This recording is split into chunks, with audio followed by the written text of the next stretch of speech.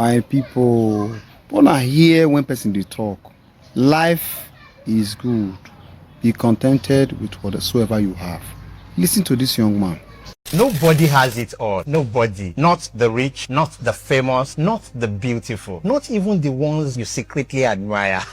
And until you understand this, you will keep feeling small in a world where you are already complete in your own way. Okay, let me tell you a story. Some years back, children of a humble pastor were attending a private school in Ibadan. Their father was not rich in money, but he was rich in culture, experience, and simplicity. He would take them to the mountain for prayers, show them trees, teach them hunting, buy them bushmeat, let them roast egg, eyoko, and tell them stories about nature and life. In the same school, there was a boy from a wealthy home. His father had money, real money. Holiday meant flights, not buses. London trips, not village visits. Fine restaurants, not roadside roasting. One day after resumption, children started doing what children always do. They began to compare holidays. The rich boy proudly told one of the pastor's daughter how his father took them to London. He spoke about flying in an airplane, visit sea live aquarium, Thames launch cruise, beautiful places. Then he asked her with that childish pride, has your own daddy taken you to London before? You know now, you already know that tone. The girl stood there quietly, already shrinking, already feeling less. But her sister, who had been listening, stepped in. She looked at the boy and asked calmly, have you ever been to Orioke Ebioki? Have you climbed Orioke Erio? The boy froze. She continued, have you seen Igi Iroko before? Have you ever seen Eye Odidere, Eye Awoko? Have you eaten Eroya or Kere? Then she began to describe these things like treasures. The mountain, the trees, the birds, the taste of bushmeat.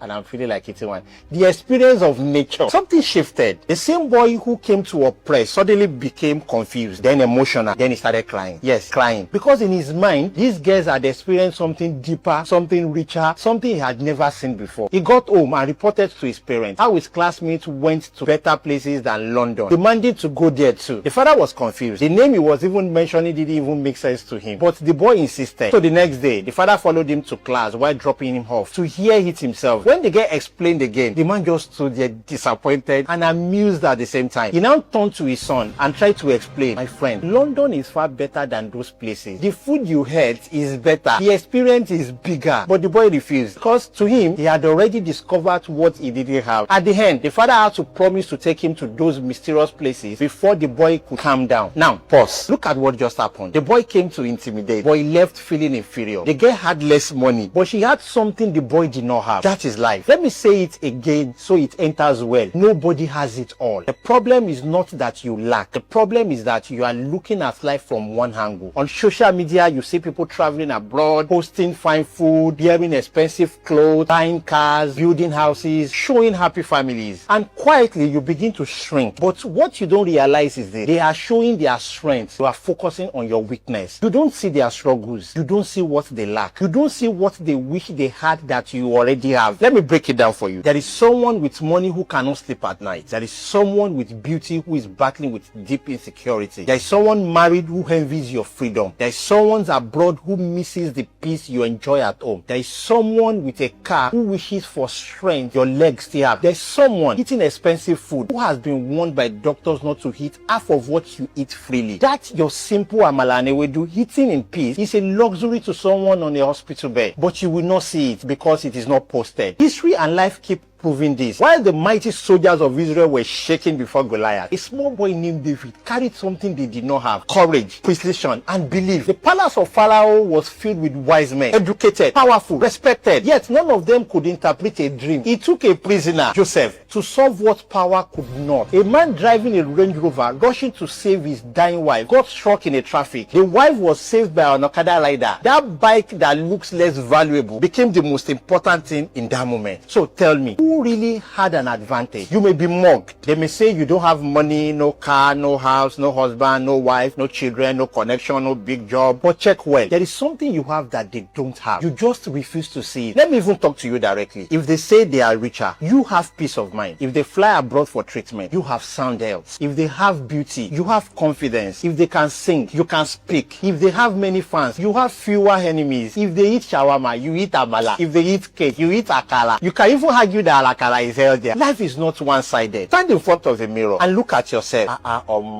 Not with criticism, not with comparison, but with understanding. Look at how far you have come. Look at the dangers you have escaped. Look at the battles you have survived. Look at the strengths that you carry. There are people better than you that did not make it this far. Yet here you are, still standing. Look at people like Kobamza Soko, blind. Yet his name echoes across the world through his gift. Look at Nick Vujicic, no arms, no legs. Yet he stands on global stage, inspiring millions. They did not wait to have everything. They maximized what they had. That is the message. Stop waiting to have it all before you value yourself. Use what you have. Celebrate what you have. Grow what you have. Because the person you admire is also lacking something you already possess. I am proud of the little I have. You should be too. Because that little you are ignoring may be someone else's prayer point. If this content makes sense to you, please share.